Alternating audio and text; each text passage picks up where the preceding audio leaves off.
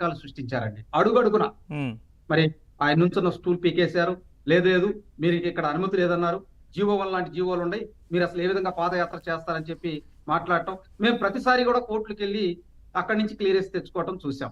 ఉమ్, చాలా డిబేట్లో తమరు కూడా చెప్పుకురావడం జరిగింది. ఉమ్, సో దాని తర్వాత మా అధినాయకుడిని నంద్యాల దగ్గర అరెస్ట్ చేసిన తీరు చూస్తూ ఉంటే కొల్లి రఘురామకృష్ణారెడ్డి ఆయన మరి ఆయన యాటిట్యూడ్ కూడా ఎలా చూస్తే వేకుంజామున వెళ్ళిపోయి ఆ రేతి నుంచే పహారా కాసేసి ఉమ్, వేకుంజామున అక్రమంగా అరెస్ట్ చేసి ఆయన్ని నానా ఇబ్బందులకు గురి చేస్తూ, మీరు చూడండి అక్కడ నుంచి విజయవాడ రావడానికి ఒక రోజు పట్టిందండి. ఉమ్, కావాలని నాటకీయ పరిణామాల్లో అక్రమంగా చంద్రబాబు నాయుడు గారిని అరెస్ట్ చేసి 52 రోజులు మరి అక్కడ సిఐడి ఆఫీస్ లో ఏం జరిగిందో తెలుసు, అదేవిధంగా కోర్టుల్లో ఇష్యూలు అవన్నీ తెలుసు. దీంతో పాటు పోలీసులు ప్రతిసారి కూడా అక్రమైన పత్రాలు ఏ విధంగా ఇచ్చారు ఇవన్నీ అంటే వీటితో పాటు 52 రోజులు ఆయన్ని జైల్లో నిర్బంధించారండి వాస్తవంగా చెప్పాలంటే, అక్రమమైన కేసు పెట్టి. ఉమ్, సో మరి ఈ అధికారులు ఎందరూ ఇప్పుడు భయపడుతున్నారంటే వాళ్ళు ఏదో తప్పు చేశారు అనేది ఈ రోజు ప్రజలకు తెలుస్తుందండి. ఉమ్, వాస్తవంగా ఎలక్షన్ ముందర కూడా ప్రజలు నమ్మారండి. చంద్రబాబు గారిని అక్రమంగా అరెస్ట్ చేశారు. దీంతో పాటు మరి లోకేష్ గారు పాదయాత్ర చేస్తుంటే నానా ఇబ్బందులు గురి చేశారు. పవన్ కళ్యాణ్ గారిని ఇబ్బంది పెట్టారు. ఉమ్, అదేవిధంగా బీజేపీ నేతలను ఇబ్బంది పెట్టారు. ఇవన్నీ కూడా అంతదాకా ఎందుకండి, మరి కేంద్రంలో ఉన్నటువంటి మోడీజీ గారు, ప్రధానమంత్రి గారు మరి ఆంధ్రప్రదేశ్ లో బహిరంగ సభకు వస్తే ఏ విధంగా ఆయన భద్రతా వైఫల్యం, ప్రధాని సభలో భద్రతా వైఫల్యం ఎదురైందో మనందరికీ తెలుసు. ఉమ్, ఆ రోజు కూడా ఉన్నటువంటి ఐపీఎస్ ఆఫీసరు పట్టినట్టు అసలు సభ జరుగుతుంటే అక్కడి నుంచి వెళ్ళిపోయారండి సెక్యూరిటీ వాళ్ళు కూడా. ఉమ్, ఇవన్నీ లోపాలు ఉన్నాయి. అంటే ఒక ప్రధానమంత్రి గారు మరి ఒక సాట సభ నిర్వహిస్తుంటే ఏ విధంగా వాళ్ళు ఉదాసీనతగా ఉండారో ఆ అధికారులను సస్పెండ్ చేశారు.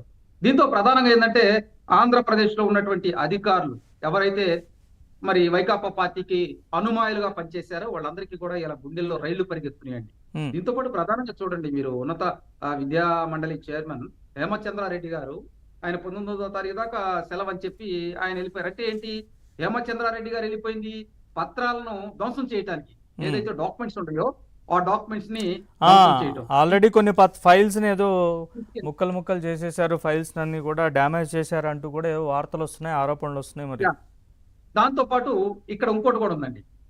ప్రధానంగా ఏంటంటే ఈ ఫైలింగ్ విధానంలో గత ప్రభుత్వం ఏమేమి చేసింది అనేది క్లియర్ గా మెన్షన్ చేసి ఉన్నాయి. ఉమ్, ఇవన్నింటినీ కూడా ఇష్యూ చేస్తున్నారని చెప్పి మార్నింగ్ డీజీపీ గారికి సమాచారం వస్తే ఆయన పోలీసులు అక్కడికి సచివాలయానికి పోలీసు వారిని పంపించి వాళ్ళ ఆధీనంలో తీసుకున్నారు. ఆ పాస్పోర్ట్స్ షట్ డౌన్ చేసే విషయాలు మొత్తం కూడా పోలీసు వారు వాళ్ళ కంట్రోల్లో తీసుకున్నారు. వాస్తవం ఏంటంటే ఈ ఐటీ విభాగం అనేది చాలా కీలకమైంది. అవును, ఏ ప్రభుత్వంలో కూడా ఐటీ విభాగం కీలకం. దాంట్లో ఒక్కసారి సర్వర్ లో ఉన్నటువంటి మాస్టర్ ఫైల్స్ ని డిలీట్ చేశారంటే మరి అవి తిరిగి పొందడం చాలా కష్టం అండి. ఉమ్, మీరు గమనించే ఉంటారు. ఉమ్, నేను ఎందుకంటున్నానంటే 3 సంవత్సరాల నుంచి ఆంధ్రప్రదేశ్ లో ఉన్నటువంటి లెక్కలు అవకతవకలు అని చెప్పి కేంద్ర ప్రభుత్వం వాళ్ళు చాలా సార్లు ఉమ్, ఒక విధంగా మీరు మాకు డాక్యుమెంట్ షీట్ లేదు ఇక్కడి నుంచి అని చెప్పి, అదే విధంగా మీకు ఇక్కడ ఉన్నటువంటి రెవెన్యూ వ్యవస్థలో లోపాలు కొన్ని ఉన్నాయి.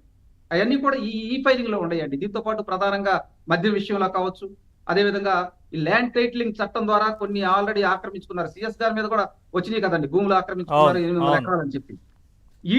వీటితో పాటు అవుట్రేట్ గా కొంతమంది వైకాపా నాయకులు ప్రజల యొక్క సొమ్మును దుర్వినియోగం చేశారు. మీరు చూడండి, వైకాపా పార్టీ అధికారంలోకి వచ్చిన దగ్గర నుంచి కూడా ప్రతి మంగళవారం బాండ్లు వేల కోట్లు తెచ్చారండి. ఈ అప్పులు కాక కేంద్ర ప్రభుత్వం ఆర్బీఐ దగ్గర నుంచి అప్పులు తెచ్చింది. ఇవన్నీ చూసుకుంటే 14 లక్షల కోట్లు. వీటికి సంబంధించినటువంటి కీలకమైనటువంటి ఆధారాలు ఈ ఫైలింగ్ ఈ ఐటీ శాఖలో ఉన్నాయి.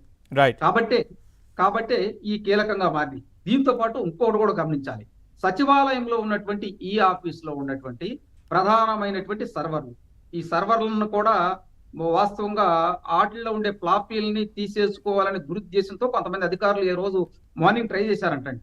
దాంట్లో ఈ మెమరీకి కార్డుకు సంబంధించి కానీ ఇవన్నీ ఉంటాయి సార్, వాటిని ధ్వంసం చేయాలని చూశారంట. అంటే హార్డ్ డిస్క్లు, మెమరీ. డీజీపీ గారు అప్రమత్తం అవటం వల్ల ఈ రోజు మొత్తం కూడా సచివాలయంలో ఉన్నటువంటి ఈ ఫైలింగ్ ఆఫీస్ మొత్తానికి పోలీసులు వెళ్ళిపోయి ఈ ఆఫీస్ ని ఒక విధంగా స్వాధీనం చేసుకున్నారు. ఒక్క నిమిషం సాహెబ్ గారు, ఒక్క నిమిషం మనం ఒక్కసారి రామ్ కుమార్ గారితో కూడా మాట్లాడదాం. బీజేపీ అధికార ప్రతినిధి రామ్ కుమార్ గారు, నమస్కారం. రామ్ కుమార్ గారు, ఎట్లా చూస్తారు ఈ పరిణామాల్ని? అంటే ప్రభుత్వం